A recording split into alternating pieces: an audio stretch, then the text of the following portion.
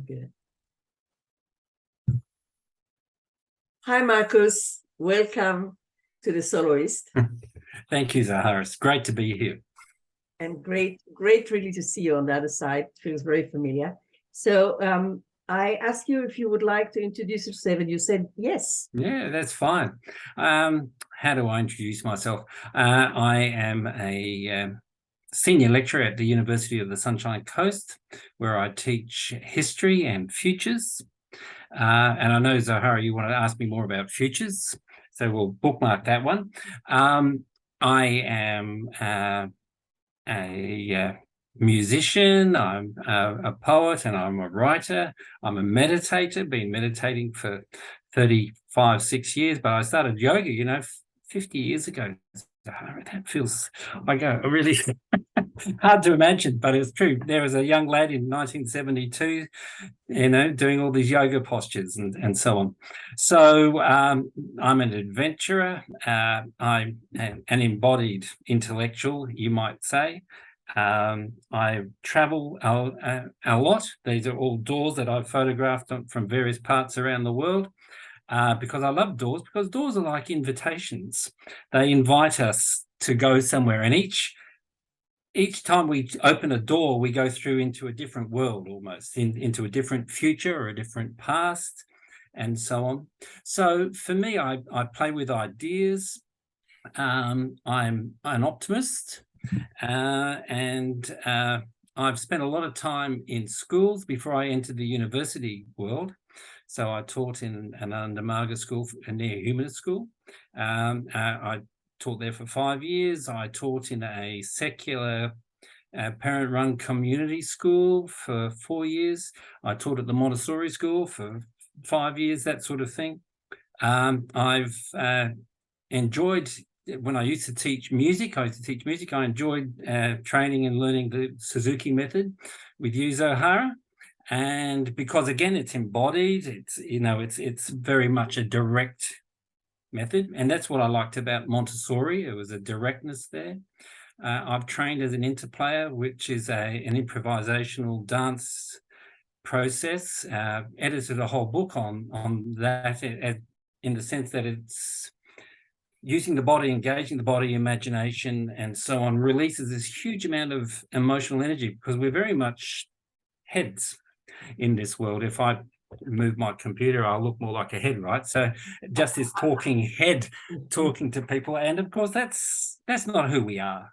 The head is just, it's part of the chemistry that is us, and my chemistry is amplified by standing next to you, Zohara, and so we become more as we entertain the relationships of life. And these are not just human relationships, there are spiritual relationships, but there are also ecological, organic relationships with the outside. I'm pointing at my window there, and with the greenery and the birds and the growth and so on. So this is the world that I play in. So, and I think play is one of my favorite metaphors. And I was thinking, whenever we finish this, Zahara, I'm pegging it now. I've got a poem that I would like to read from my book of poetry, and I thought we could end with that, just because I think it will sum up much of whatever Zahara and we end up talking about. So that's my informal introduction. I think I need to take a big sip of water now, because I feel there's so many things I want to talk to you. But in order not to be the child in the toy shop that I want this and I want this, I want this, I'll just take a big deep breath just to start with, for me. And I'll trust the flow, and we see what comes now. And I always, as I said at the beginning, there's always tomorrow. Not always, but hopefully.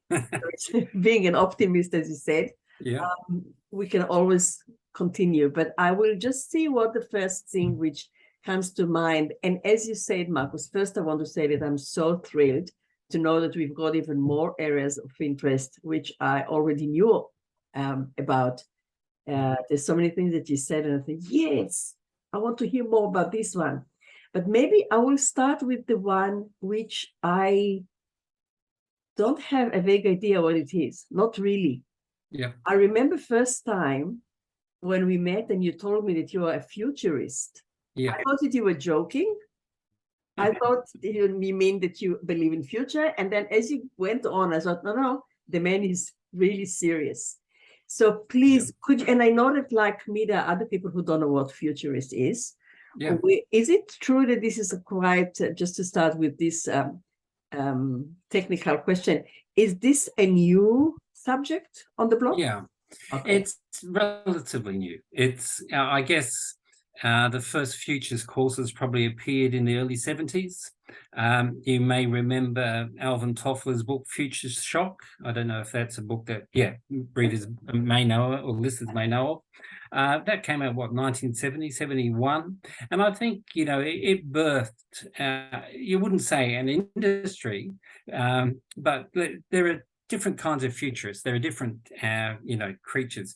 Some futurists are pure consultants. They sort of take change management and strategic thinking and so on to another level. They bring another worldview, you might say. Then there are academic futurists who are purely work in the academic area. I am one of those, but I'm not a purist. I don't just work in the academic area. I work with community groups and I continue working with schools. And, what's the worldview is that there's not one future. There are many futures out there, that those futures are contextual. They are historical. They have historical trajectories. To be an African-American whose ancestors suffered slavery and so on, enslavement, and were, torn from one world and placed in another, is a totally different history to mine. I'm a middle class, aging white Australian who's been privileged all my life, and so part of my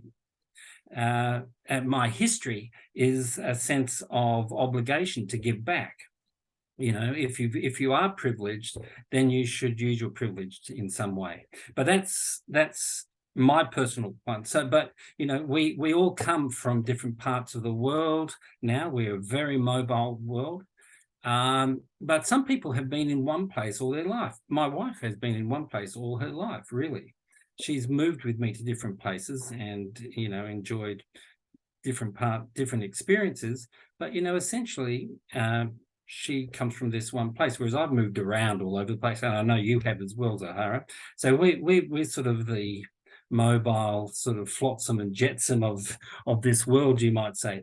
But futures work itself is essentially a series of tools, a commitment also to working for optimal futures. And the tools are relational generally. They are very reflexive. They enable me to begin and nurture conversations, often around difficult areas. It's committed to, in my world, and I guess this is my practice particularly, I'm very much a futurist who believes in experiential processes. It's not just coming up with mind maps and strategic processes, which tend to be very cerebral. I'm very keenly aware that our bodies carry our histories and our memories.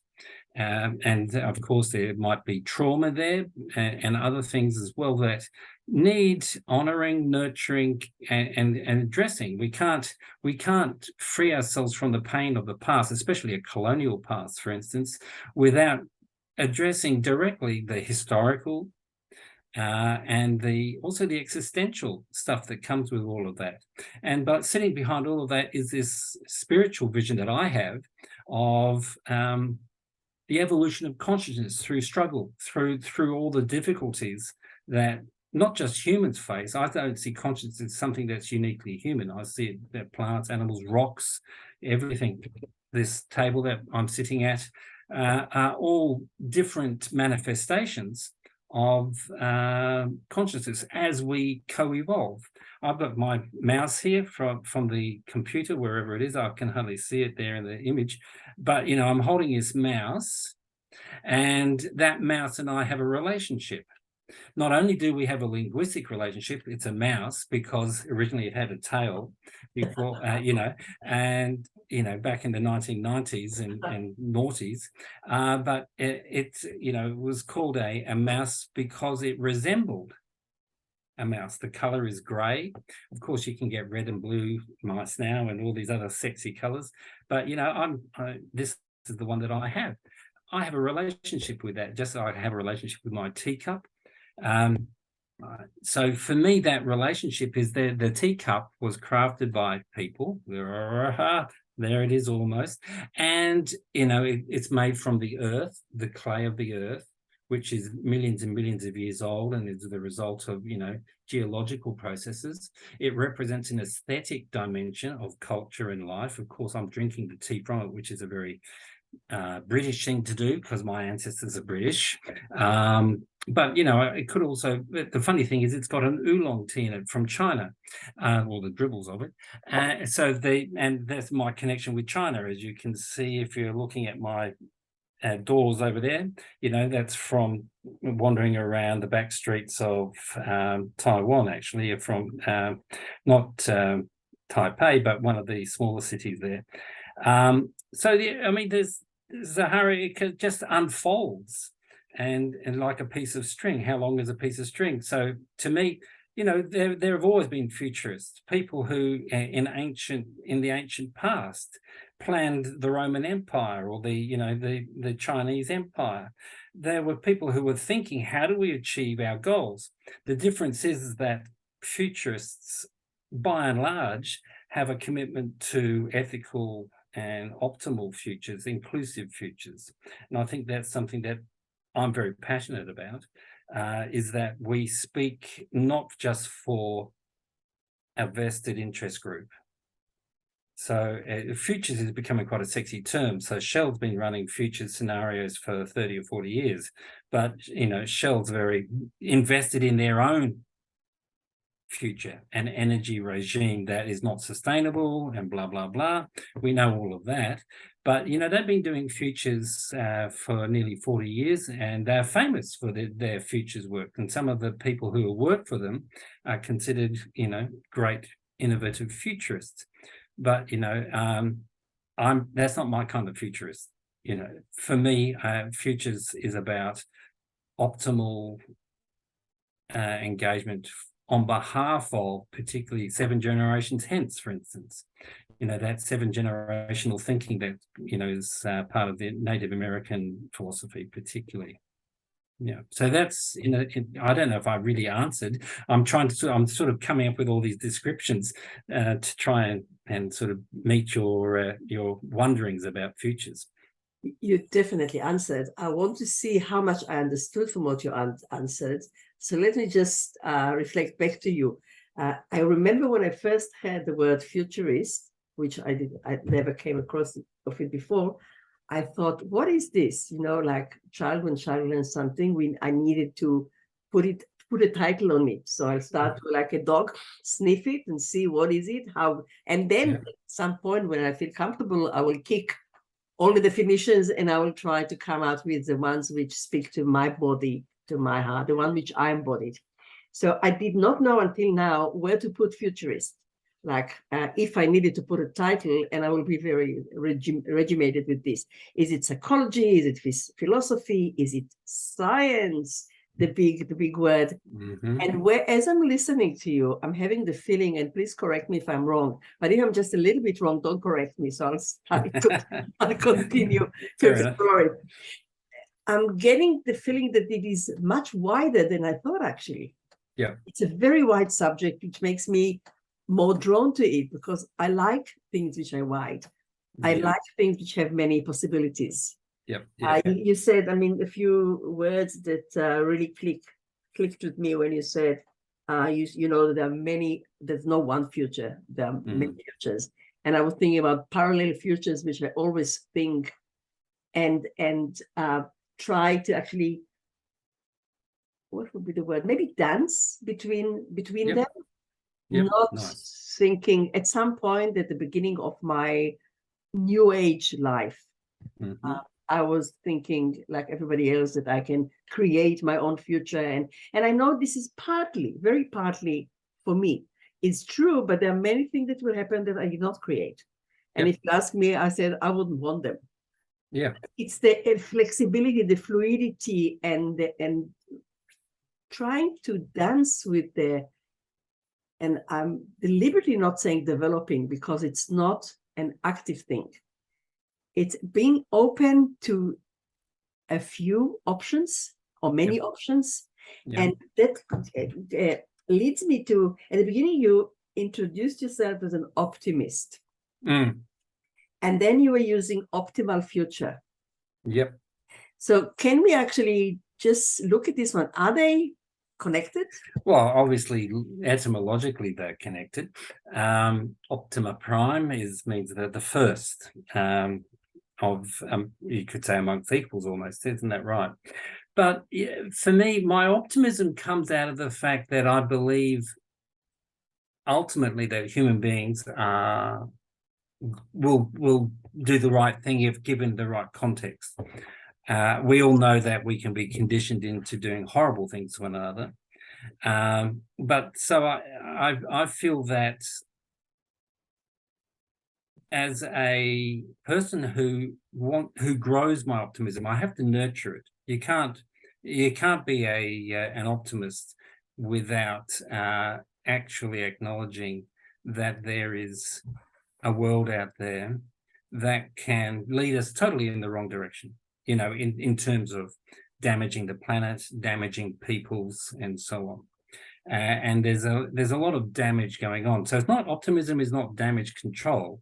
It's actually, for me, it's harnessing what I think of as the future senses, which are, and one of which is optimism, actually. But the first one we have to deal with is memory. Now, I'm trained as an historian. So, and I teach a lot of history, but I don't teach history as dates and lists and so on. I use that as data that then makes for meaningful readings of the past, engagement with the past. You know, so for me, we have to work on our memory. We have to engage. We're in Australia. We have to engage realistically with the huge damage that white colonialism brought to this country, both in terms of the indigenous people of this country, but also in terms of what we've done to the actual physical continent we're on. And I think we need to acknowledge that and weave it into our futures. Because when we have parts of ourselves that we deny and push away, it's like trauma. We try to suppress it, but it keeps bubbling up, often in really negative ways that damage us or damage our collective and so on. So there's memory work. Then we've got foresight work, which is harnessing and harvesting and cultivating dreams. What sort of future do we want? You know, how do we get there? What are the values that underpin, oh, I really want a car, or I really want, you know, 50 grandchildren, or whatever it might be. What is it that drives us with these? Because they're emotional needs. Ultimately, we're very much conditioned. So we've got it, you know, everything from our parents and our grandparents and the conditioning from around us. How do we read our conditioning in a way that helps us be a little freer? Now, that to me brings in that word that we use in academia called critique. It's a critical mind, not a critical as in negative. It's critical as in questioning who gains from the values that I'm carrying at the moment. Who's, you know, what vested groups or what ways of living are validated and what other ways of living are invalidated. I mean, colonialism is based on the fact that Europeans thought we were superior than everybody else and that we were bringing the light of industry or Christianity or whatever it might be to benighted people. So immediately there was a hierarchy. So how do we rethink hierarchy? So that's the foresight work that I deal with a lot. And of course, both the historical or the memory work and the foresight work is deeply cultural. You know, that's one of the things that I feel is, I don't think of myself as a futurist, though I might say in certain contexts I'm a futurist. I think of myself as a culturalist. You know, for me, a culturalist is more meaningful. Futures is, like you just said, well, what is it? Is it science? Is it psychology? Is it sociology? Whatever that list was that you had. It can be, it draws on all of those things. But, you know, there have been some serious debates in the futures community about, are we a discipline? Oh, we want to be like psychology and history and sociology. We want futures in you know, at high school or at university. I'm not committed to that line, because I think as soon as you become a discipline, you start disciplining people. And I don't want to discipline anybody. I just, you know, it's bad enough trying to discipline myself. Oh, that's a nice looking piece of cheese or chocolate cake, you know, you know, that sort of thing. So, you know, the disciplinary nature of even our intellectual world is really problematic. The word discipline has, for me, quite negative connotations. You know, so if I take those two, well, then the thing that I'm really interested in is another future sense, which I think of as voice, is what makes, how do we present ourselves and project ourselves into the world in a meaningful way, a way that's purposeful, the way that augments, grows me, but also grows others. I'm not one of those zero-sum people who says, okay, I have to be more important than they so that I can feel good about myself. In other words, I have to take something from them to strengthen myself, which of course is a very European, very male also way of approaching the world. There's zero-sum winners and losers. That's what I'm talking about. I don't want to premise my winning on anybody else's losing. But I also want to foster those kinds of values and strategies, because we have to do things differently if we're going to do that kind of work.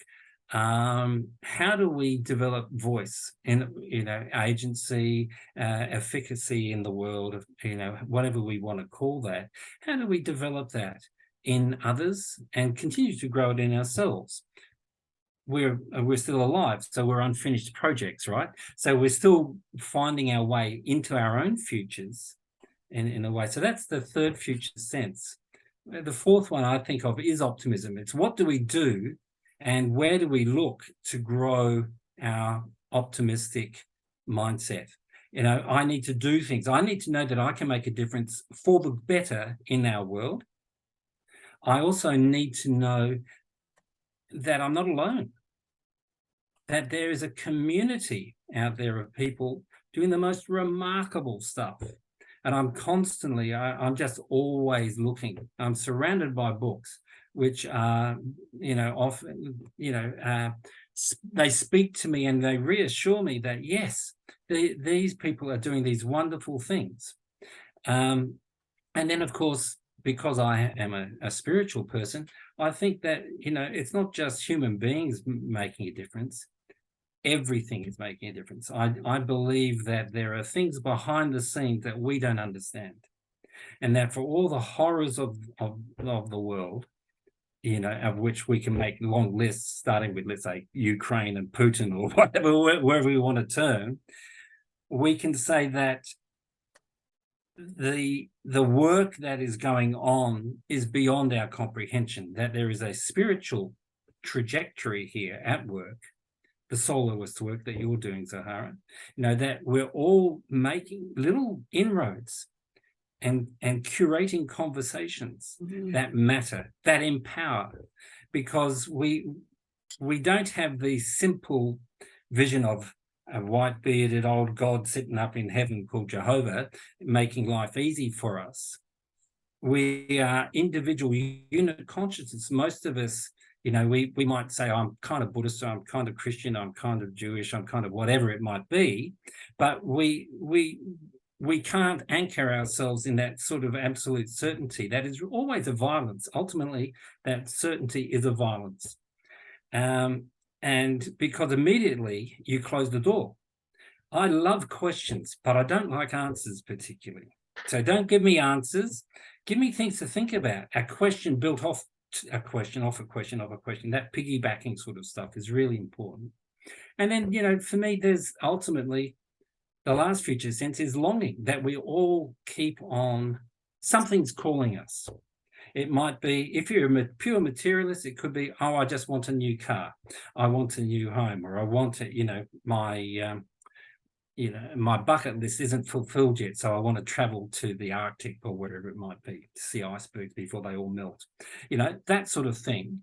But that longing calls us into the world, into our life.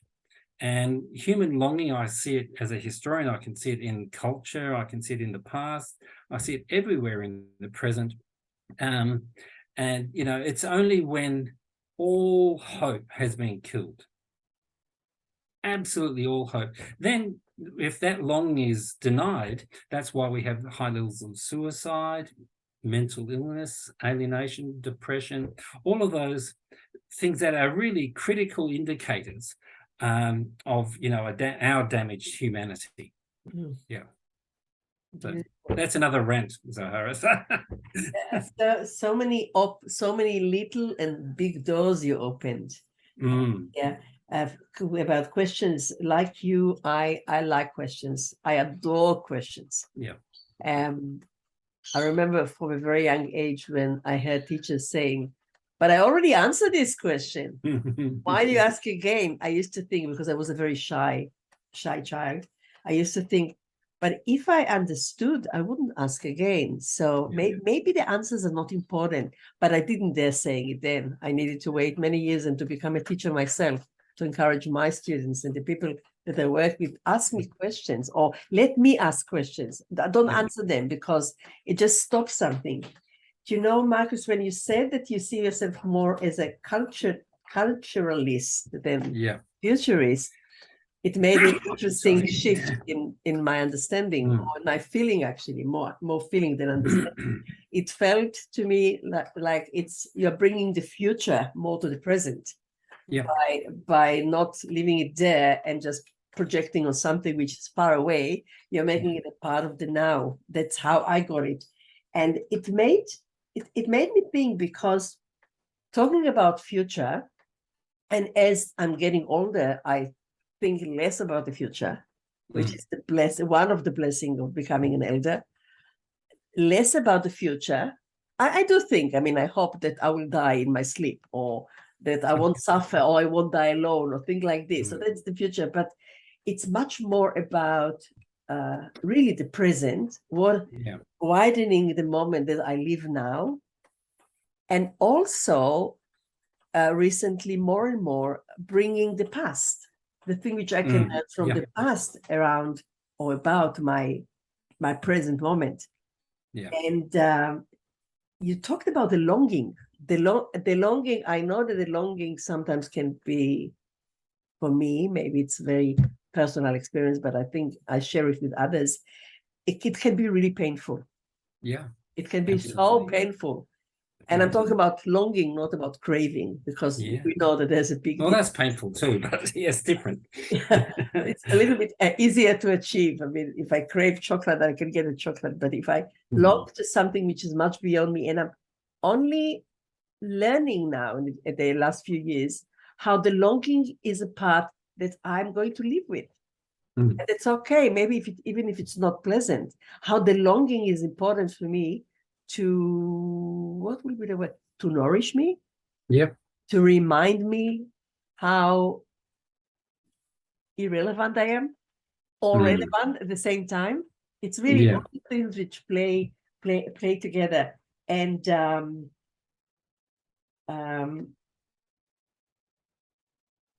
wait, there's another thing I just want to get my, the dreams. You talk about dreams. I know we live in a country of the dream time.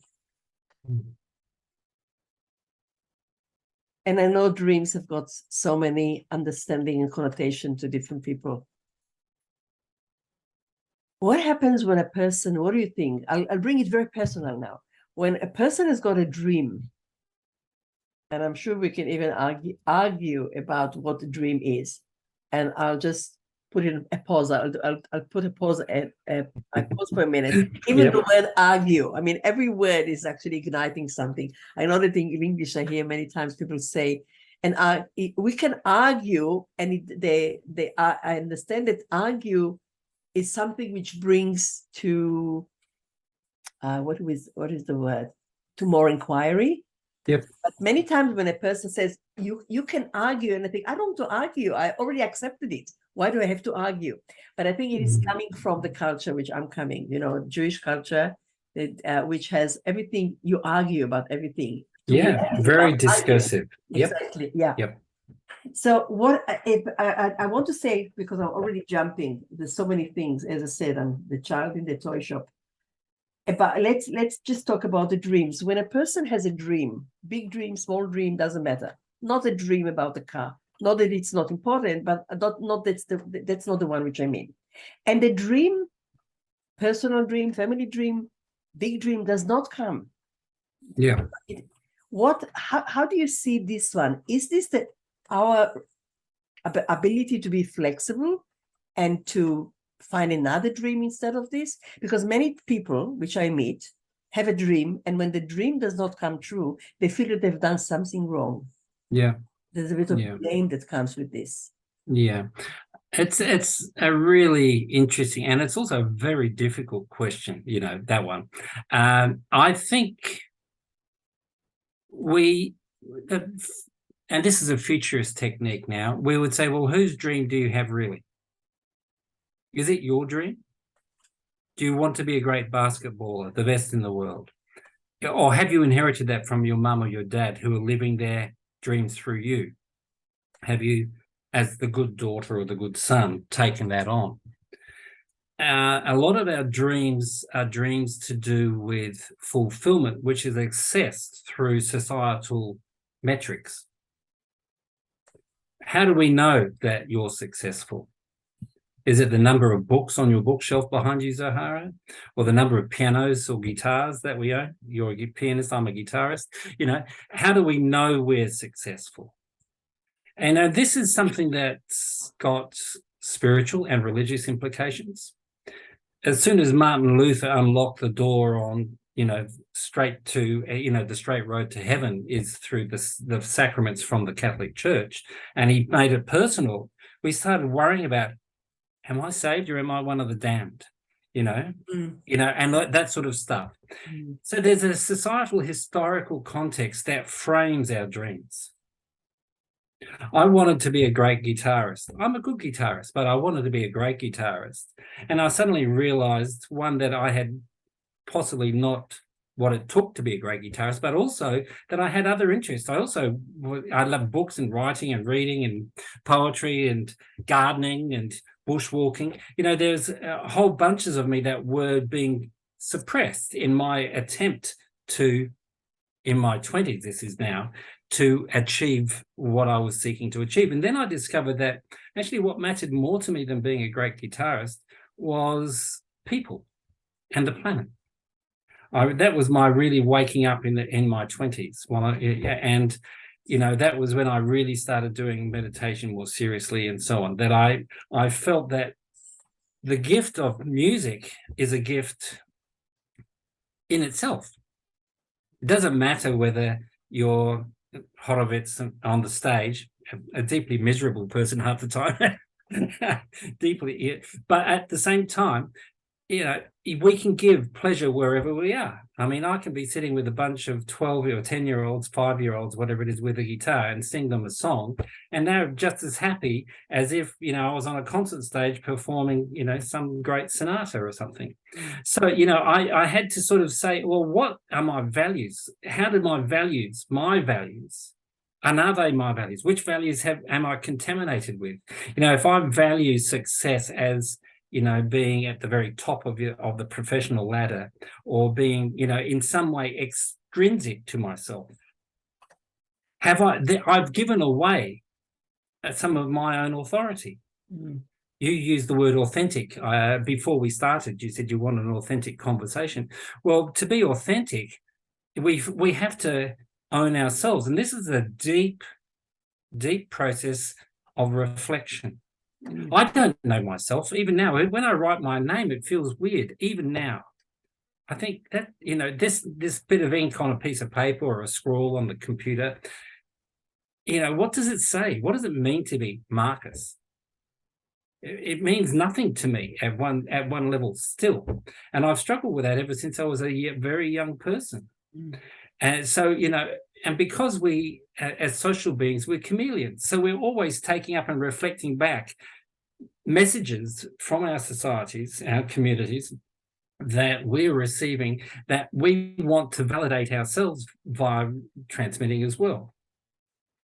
So the problem with education, and this has come to a very core part for me, and I know for you as well, is that we educate within a anorexic false value system that really gives people the wrong messages all the time about what does it mean to be successful. Is 100% successful? Or does it mean that you got the answers, which means you're not going to ask any more great questions?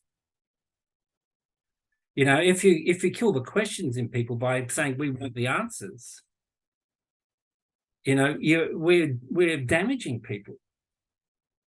So my whole approach to education is to start opening that up again, push apart that need for the security of answers that validate, but they're prisons. Answers are prisons. Mm. Yeah. And you talked before about discipline, how you don't want to, yes. you don't like the word discipline, and the word, and yes, I take great passion in being an educator. It's not to mean, it doesn't mean that I know more than other people. It means that I want to learn with other people because I know less and less, especially as I grow older. And now I can even admit it without feeling that something is wrong with me by not knowing. And we know that the word education comes from educare, not from pumping on, but actually igniting what is there. Like Michelangelo, when he sculptured the David sculpture. Releasing the prisons from the stone. And that's what we do in education. This is why when I saw Shinichi Suzuki for the first time teaching, and he was sitting on the floor holding the violin opposite and making jokes, he was at least as child as the 3, 4, 5, and 8 years old. Yeah. I thought, this is where I want to be, because that's where I can be. I am. I don't need to be nowhere because I don't know anything. So education, and I know that people have got different connotation with the word education because, again, it's conditioned with the the bird with the beard, or the teacher, maybe not the white beard, maybe the red beard, that was standing on the podium telling them what to do and saying to them, but I already told you, why do you ask me again? So that's about education. And I just want to touch dreams again. I love the way, the place that you took it to. Only when you started answering, I was thinking of Martin Luther King that says, I had a dream, and his dream was the vision. And we know all the great visionaries of the world that brought us to very inspiring things, including Suzuki Sensei, which was one of them, but the list is big. And I think, tell me what you think. As you started answering, I know you didn't want to answer some of it, I thought a dream of this kind, or a dream that equals a vision, is something which is really difficult to live. It's very difficult to push. We might look for other ways to get it. Might lose, as you said, you thought guitar, you wanted to play guitar, and then you realized that the music will be the vehicle. You don't need to be a guitarist in order to impact or do what you came here to do. By the way, the same for me with pianists, with being a pianist. At some point I thought, that's not what I want. The piano will be my vehicle.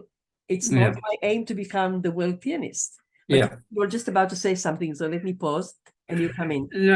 To me, what you're asking about, this vision and dream, Martin Luther King Jr.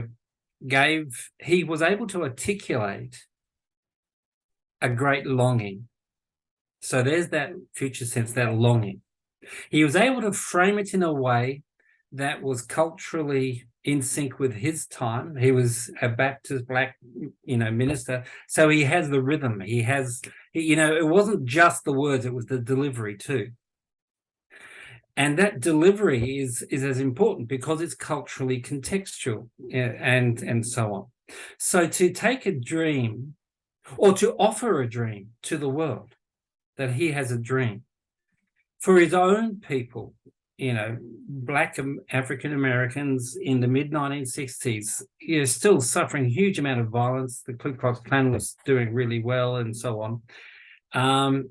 There was real violence there. And there was and that despair was something that he sought to address, to say there is an antidote to despair. It's not dreaming as in, because dreaming can be, open-ended, just like optimism can be open-ended. It can be really just allowing the powers that be to keep on being the powers that be.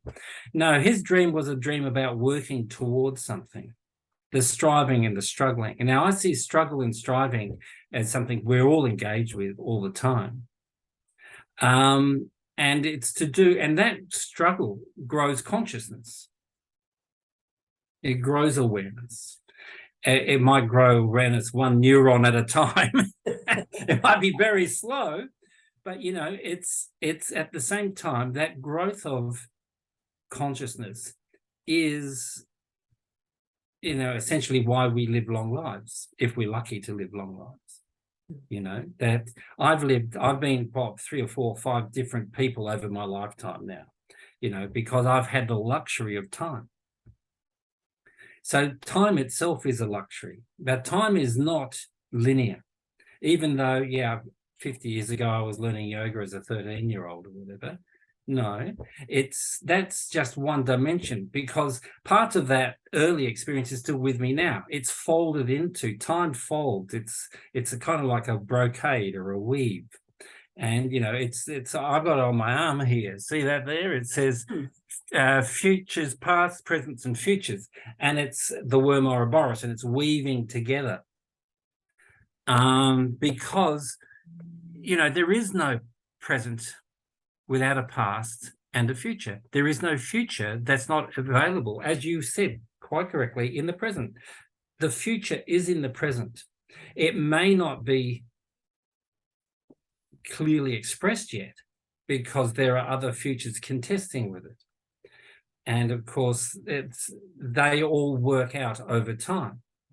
Because what is the present? Well, it's just the past and the future intersecting and being, experimented with at any time. That play, that dance, these are metaphors that really work for me. Yeah. And I want to double back, though, because you mentioned the word discipline a number of times. I think that the way discipline is used within the educational fields is kind of, it's very brittle, and it's like a cage. But I think when we truly find our voice, we find an inner discipline. And that I don't want to discard the word. I just want to say that it has contexts in which it works. Disciplined thinking, I value very highly. Mm-hmm.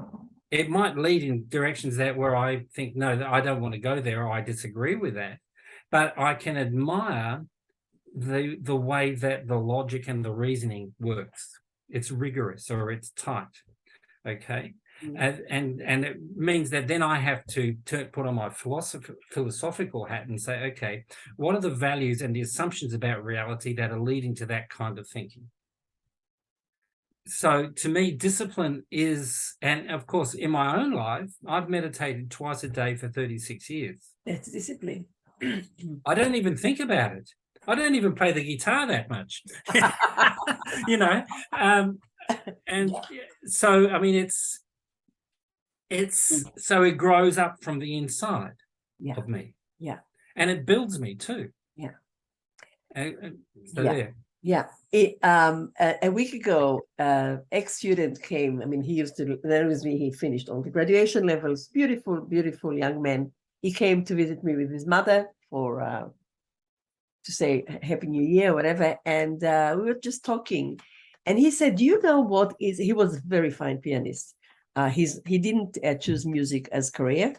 He's doing marine biology. Mm. They said, "Do you know, Zahara, what was the best gift you've given me?" I said, "No, tell me." And he said, "The self-discipline which I have." Mm. And that's the least thing. I wasn't surprised, but I did not expect him to say this. I thought, really interesting what he's going to pick. And he said, "With this self-discipline, I feel that I can do whatever I'm here to do." Mm. He's a young man, Yeah. Yeah. 22 years old. I feel that I have the ability to persevere because I've done it in other areas. Yeah. Yeah. And he said, whenever he's at uni and he's doing he started his PhD now, and he said, whenever I've got students coming, the first thing which I want them to acquire is the ability to discipline themselves. Yeah. And he said, I'm just breaking all the norms that they have and all the associations they have towards the word discipline. And I want them to love the self-discipline. So that's more what I'm thinking. Also me, I'm interested in so many things. If I don't discipline myself or remind myself in a more friendly way to say that actually, yes, I need to meditate now. This is my time of meditating. Or I need to do my soul journaling. This is my time. Of course, with the years, I'm starting so much loving it that I cannot not do it. But sometimes I also have to remind myself, just go down and play something on the piano, because there's so many things that actually I want to do. So I think this is the discipline we're referring to. Yes, exactly. And I think one of the things that you use the word love. Yes. And true discipline, I think, comes out of love. When you force yourself for years with a diet or in the gym or on the instruments, piano, I'm going to do 8 hours a day. I'm going to do it because I'm making myself do it, and that kind of stuff, you burn out. You need something deeper that calls to you. That's the yearning, the longing. And love is there. Love is that. I'm lucky enough to have lived with and known my guru. And, and he said, look, love is the starting point and love is the end point. It's just like that. And, a lot of my life is reflecting on very simple statements that this man said that keep, like a chemistry set, keep evolving and as I grow and mature and whatever, so that it's about that. So self-discipline is loving discipline. Yes. And thank you for bringing the word love, because really that's the way I'm seeing discipline, as other things in life, as an act of love. Yeah. It's really as an act of love. And I'm thinking, I don't know why it reminds me now, you were talking about the religion. I can't even remember the connotation, but you said something about, doesn't matter if Judaism or Buddhism or Catholicism. And immediately as you were talking, of course, I was putting myself in the place which I'm coming from. I was born, and I'm not a religious person, but I was born Jewish. And when you're born Jewish, you're Jewish. Nobody asks if you want to be Jewish. This is who I am. I'm a Jewish. And for me, I see religion, or I won't say that general. I see my Jewishness as the essence and the flavor in which I came to the world. I don't see it as an end, as the way I'm going to end my life. And I don't mean ending up as Jewish or not. This is something which it's almost like a toolkit. Like my family said, okay, girl, this is your toolkit. Go to the world, do something with it, whatever you can. And of course, expand it. So I see religion as a wonderful thing to be enriched by, but not necessarily make sure that the whole society or whole humanity is ending up in this thing, which we see in places when fundamentalism takes over. So the beautiful, again, and the richness of coming from different ethnic background, from different religion, from different languages. That's beautiful. And to me, you're right. I mean, I've been meditating, I do all this other stuff, but I know that culturally, I'm a Christian. I come from a Christian culture. And I've had the good fortune to visit and do some teaching in Israel. And I know that the Israeli mind, or whatever it is not the same as a Christian mind. I can dialogue because I'm an open cultural person with Hindus and Buddhists, and the faith traditions matter. Faith traditions inform even our secularity. The secular is a faith tradition in itself, but it's predominantly a Christian faith tradition that's been stripped of the religious language or whatever.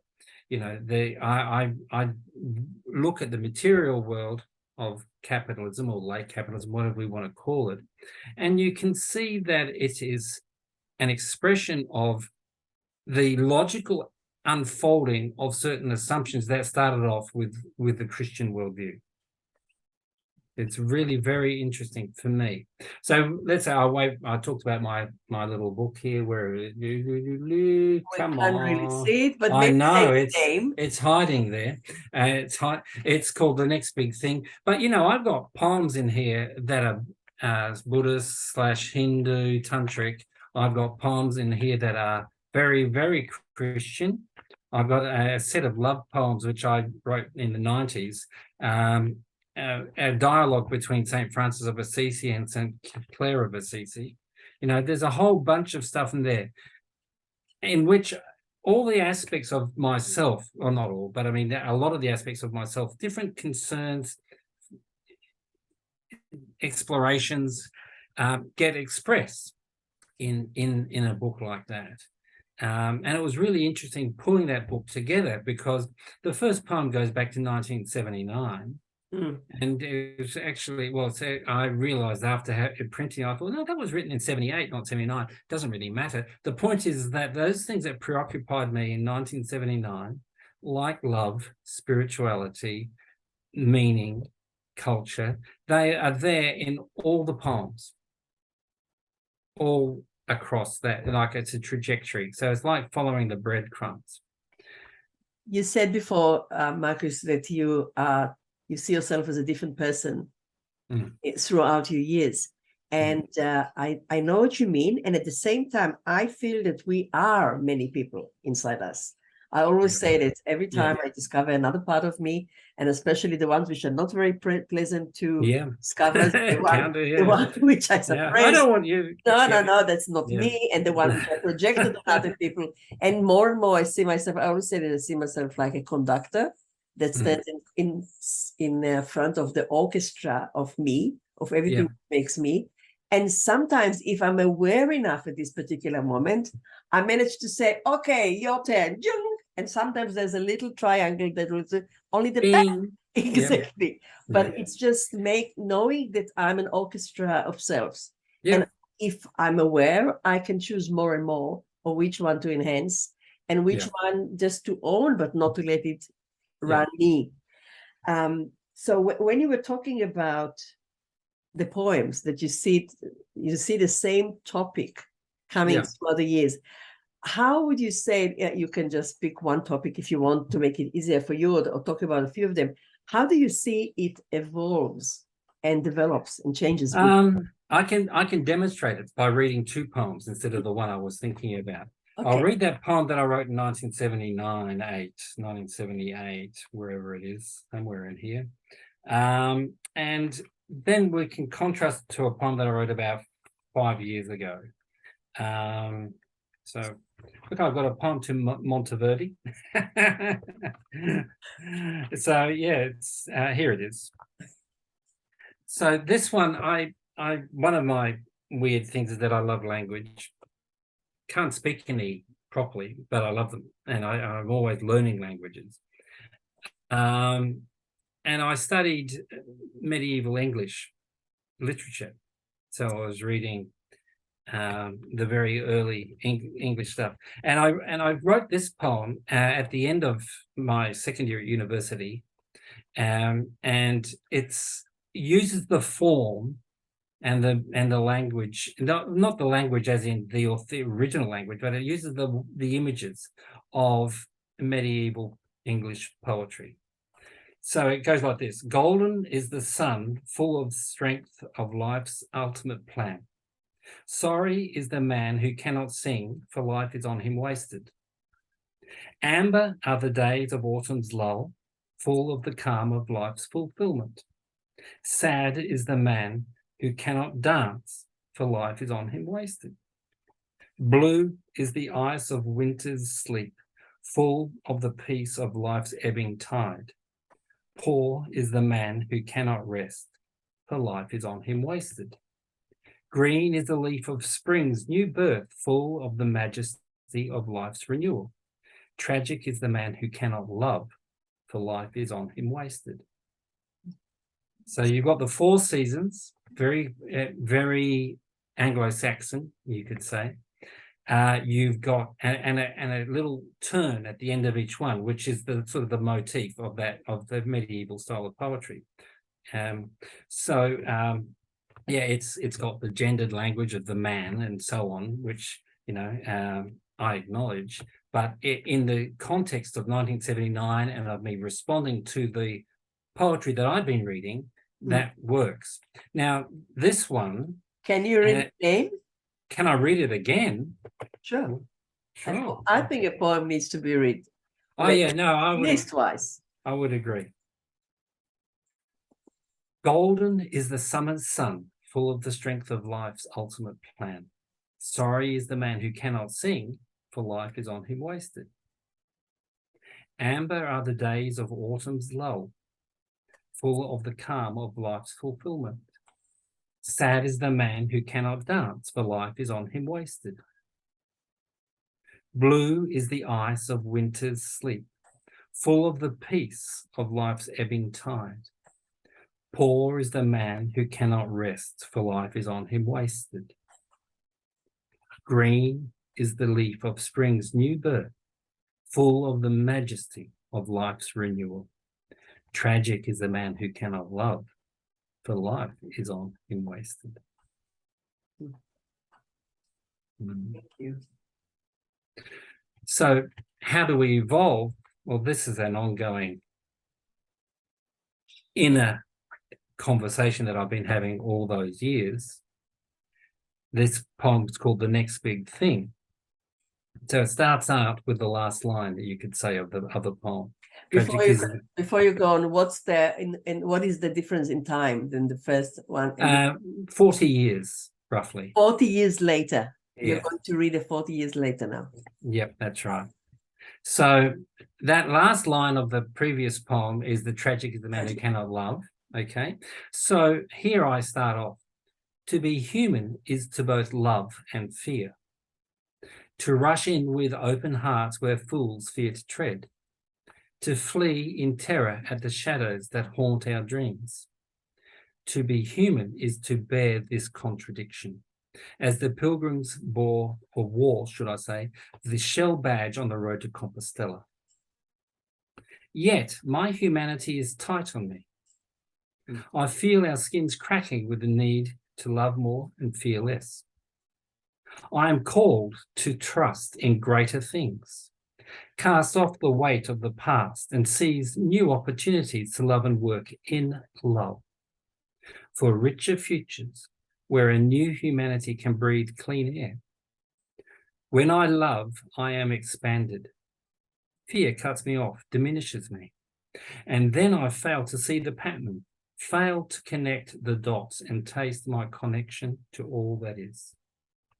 To move beyond fear is the next big thing. To take up love as a challenge that enables. To realize the power of collective movement, where the most mundane of experience reveals itself in a myriad ways to be a message to me and you that we can be so much more. My humanity is tight on me. Yeah. Wow. So you can see It's tight on me. the evolution. Well, I can see the evolution. I don't know whether other people can see it or not, but the evolution of that thinking is it's a constant theme. That there are opportunities, the doors behind me here, that each door opens us to a new possibility, a new potential. Each door is a question, but it's also an invitation. So young Marcus and more mature Marcus, and then in a few years we'll see the old Marcus, whenever you want to call yourself old.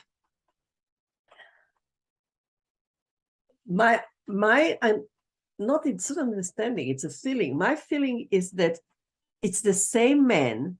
I mean, it's like, I'm not surprised now when I had the poem 40 years later. I'm not surprised that young Marcus wrote what he wrote. Yeah.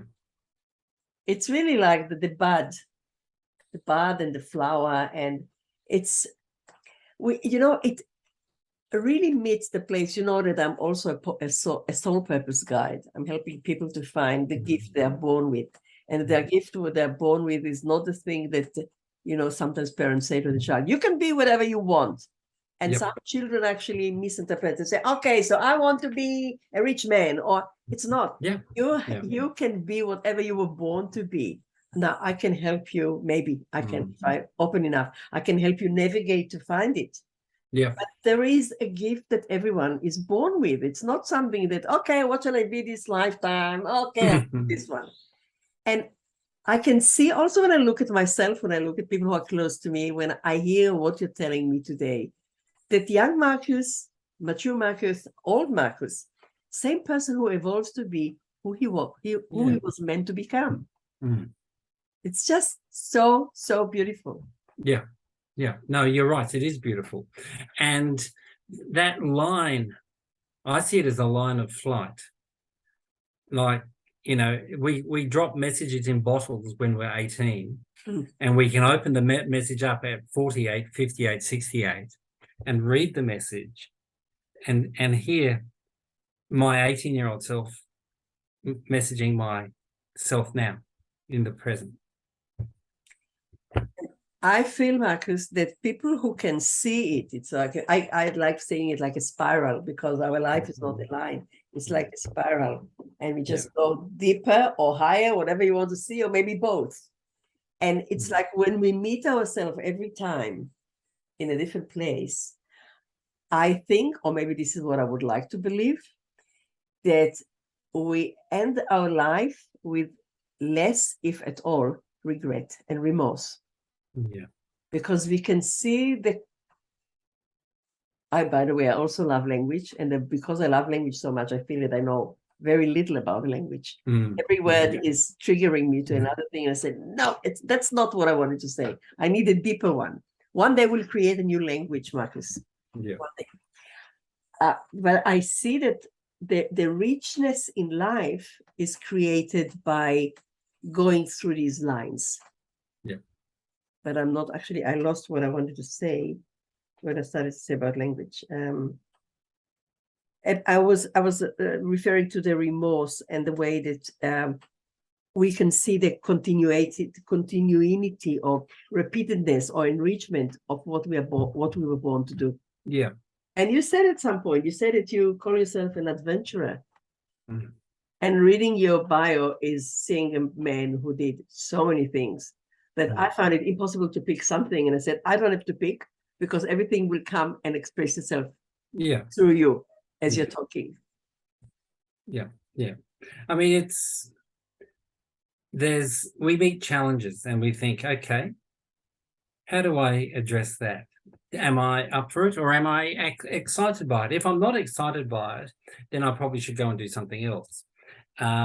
So, 20, 30 years ago, I used to cook for the Woodford Folk Festival, and you'd cook 2,000 or more meals a day. And I was sort of one of the chief cooks. But it was just fun. It was like, look at the size of these pots. How many potatoes? How many cabbages? Whatever it might be.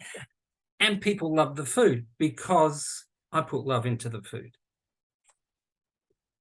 And I use food a lot as a way to, I use it in workshops. I've used it, and it's fantastic. You have different conversations in the kitchen than you do in the auditorium or wherever it is. Sure. Totally different conversations. And they are more real. And you connect heart to heart around something that is so communal. Food is so communal. It carries all the stories. Jewish food. I've spent a lot of time last year in Sweden, Swedish food. And you met some of my Swedish colleagues Yes. as well, didn't you? So, I mean, Chinese food, street food in Singapore. You know, you've got each one is like a different conversation. Each one is a different story. And those who are embedded in that world, you know, have so much richness to share with the world. Mm. That's what it's about, sharing, Zahara. That's why you're doing this podcast. You know, it's because it's about saying, hey, there are all these little ideas running out there, or little conversations, and there are communities. There is a bunch of us who we like Venn diagrams. We don't obviously completely overlap one another. You know what a Venn diagram is? Yeah, our generation does. I don't know if young people know what Venn diagrams are, but, you know, so there's a shared part. It might be called humanity or identity. Mm. You know, and then there are different parts, you know, male and female. We overlap, but we don't overlap completely. My female self is the one that likes being in the kitchen talking to the CWA ladies. You know, I get on really well in that environment. But, you know, I you know, there's still the maleness that comes along, and femaleness. Our instruments, we share a love of music. You play the piano, I play the guitar. So we've got different musical traditions there, and so on, different ways of expressing. But, you know, when we play well, and this is something that Suzuki really taught, it's a love language. It's a what? Sorry? Love language. Love. Yeah, it's a love language, yeah. Yeah, it's, you know, when I hear somebody playing an instrument that transcends just the physicalities and the beauty of, you know, the kind of external beauty, you feel something. Yeah. And that's, you know, when you said we create another language, the thing is we need to go beyond linguistic expression to an authentic engagement with another soul. Yeah. And like, if we just touch music, and this is just one of them, it is a goal to be able to express yourself so beautiful through language. And at the same time, it's only the means. This is not the goal. Yeah. So just having this relationship between the goal and the means. And before you said something which I really want to touch, and maybe we can actually bring it to wrap up. You said about for a better future that you've got this thing which you want to go to the better future, and you don't want to do it alone. Yeah. You want to do it with other people. And as you said, you know, my inquiring mind went to, I wonder, because I'm sure there are people who, in my eyes, don't do good things. And I don't think they wake up in the morning and they say, I'm going to do bad thing today. They think what they want is a good thing. Yeah. And my question was, how can we bridge between them, or can we bridge? Because very naturally, I mean, it's not surprising me that I felt intuitively that I want to invite you to talk on the podcast. Like, I really much have such a inspiration, and my heart really sings to join the things that you do, especially recently since I started joining, because I feel I feel the connectedness there. Yeah. I feel that even if you don't say the words, I can feel in my heart there's a connection. There's a deep connection beyond words. Yeah. Yeah. So it doesn't surprise we find like-minded. But if we don't want to divide the world into like-minded pockets, what do you think? How can we transcend it? I think those people who wake up in the morning and think, I'm going to kill 1 million people today because it's the right thing to do. We've got too many people on the planet, whatever their reasoning might be. I think that's indicative of their conditioned mindset. One of the things, when I was in Israel, I visited Bet Yatziv. It's a traumatic place to visit. But, you know, one of the interesting things they had there as an exhibit, Bet Yatsev, sorry, is a Holocaust museum for those of you who don't know. There were letters from German officers or even just soldiers, I think, who worked in the various camps, back to their wives saying, the work we're doing is really hard. It's really hard. But, you know, basically they were saying, we're doing it to make the world a better place. I'm doing it for you, for my children and for their future. So, I mean, in a way, they had created a narrative that, what's the word, that released them from culpability, but also made their suffering in the face of human suffering, because you pick it up unless you're, you know, one of those very few people who don't actually have any moral compass at all, any ability to, you don't have any ability to relate to others emotionally or empathically, you know, that their struggles were somehow for the greater good. So when you understand that wherever people are, you know, that generally they're working for they're within a narrative about their lives and the way that their lives have meaning and purpose. Then it's about community. For me, it's about bringing things back. So the first thing you should be able to do, and it's interesting, I can't think of her name, a woman she wrote a book called The Good Nazi. And she was a young girl during the when Anschluss happened, when Austria was taken over by, you know, the Nazi Party and the Germans, and Austrians became part of that big military machine. She was a 12-year-old living in Vienna. She saw Hitler and everybody come in and give impassioned speeches, but she ended up at the end of that time as a 20-year-old or something, working in the French resistance, smuggling Jewish kids out of France, particularly. Interesting story in itself, but she then, after this, went and interviewed people like Hesse, and you know, she wanted to know what it was in their own words. How did they see their own part that they played in this, what we would consider, you know, one of the greatest crimes of, you know, in modern times? So she was interested in their story, but the thing is, you sit with people and you need to listen to their stories first. Mm. If you go in there and you judge people and say you're just a bad person or you're criminally insane or something, you're not going to win them as a friend or something. And you might not want to be friends with Adolf Hitler, but, you know, at the same time, he was a person created by historical forces and so on, with really toxic belief assumptions in many ways. But he loved his dogs and and he loved little German kids, you know. He had music.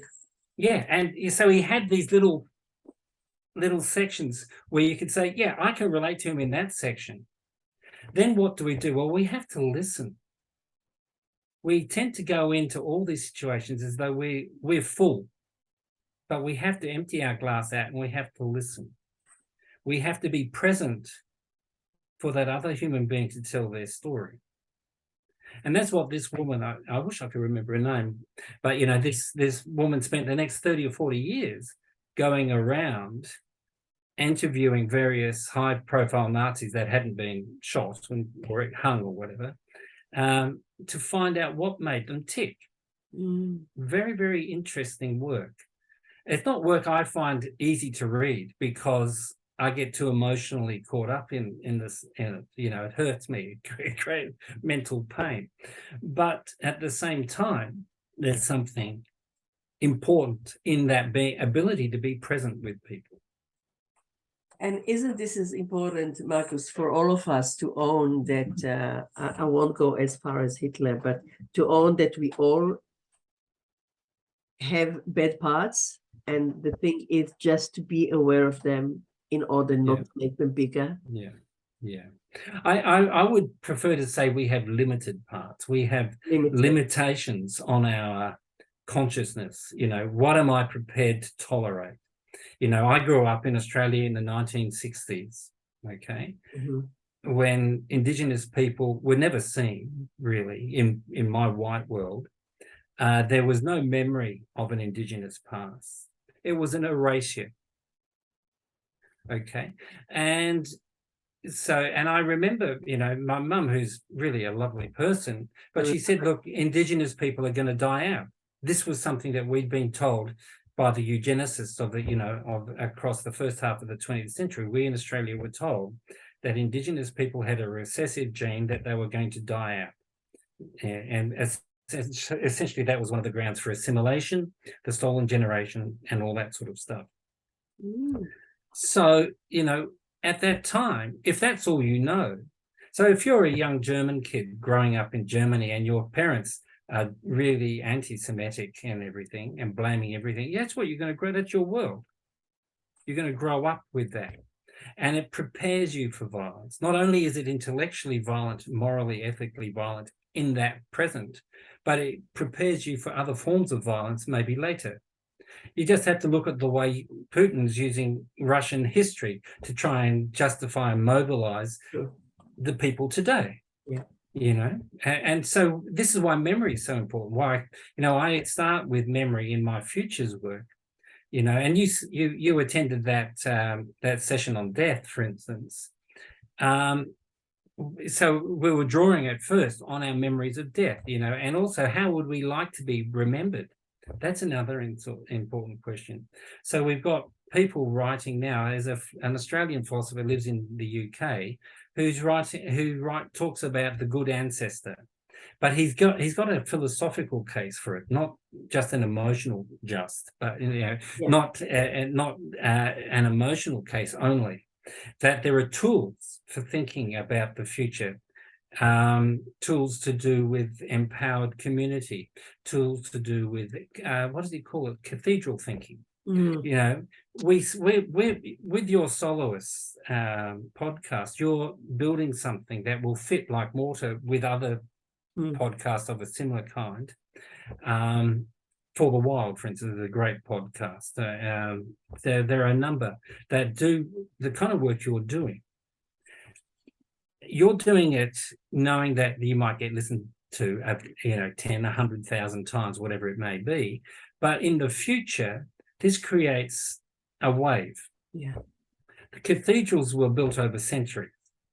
That one generation might have had the vision to put down the foundations, then another generation raised funds to build the walls, and so on. So it was an intergenerational process.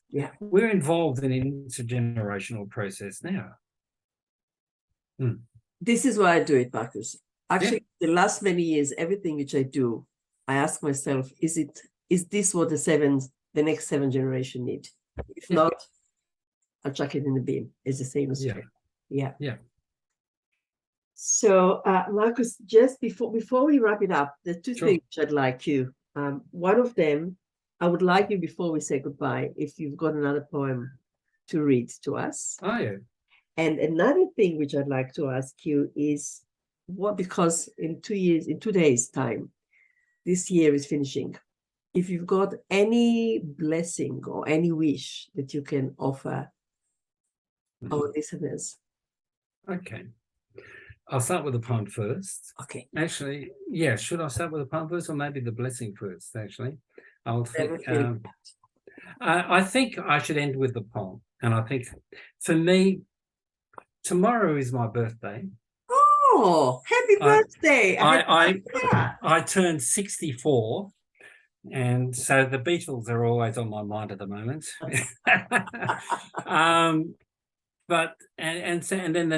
Today is my mother's birthday. She's 85 today. And so this time of year is always a point in my life where I look back a lot and reflect on what has been, because of course birthday and end of year coinciding. For me, a blessing for 2023 is for all of us listening to this podcast and everybody else to find one more beautiful thing that expands our heart with love and pursue it. Amen. So Yeah. be it. Thank you. And I'll end then with this poem called It's Time. Yeah. I want to say it's time to get moving, but really, we are always moving, along with atoms and stars and all that lies between. No, it's time to move in other directions. Grab the rudder from the feeble hands of fate. Take control of this boat of being. Throw off the weight of the past, cherry pick it for what's best in us, and always best beyond the strains and stains. It's time to ask what next when saying enough is futile. It's time to love and laugh more, and time to cry and grieve. It's time to take responsibility in all its forms. It's time to outlove the bad in all and see this or seed the good. I am restless with this sense of timefulness of things, dwelling with that perpetual yearning that calls us all. Yet our compasses are skewed, so we need to recalibrate. It's time for sure, and in time, maybe we'll know what for. Right now, I step out, stand up, playfully embrace this timely state. It's time to find new pathways to where we'd like to be before we are timed out, overcooked in the furnace of becoming. Thank you, Zohara. Thank you so much, Marcus. And I will put in the future notes all the information you give me, all the links that you want people to know about. I feel really blessed to finish this year with this visit of you in the podcast. Happy birthday for tomorrow. Thank you. So much love. And yeah, let's be it. Yep. Thank you, Marcus. Bring it on.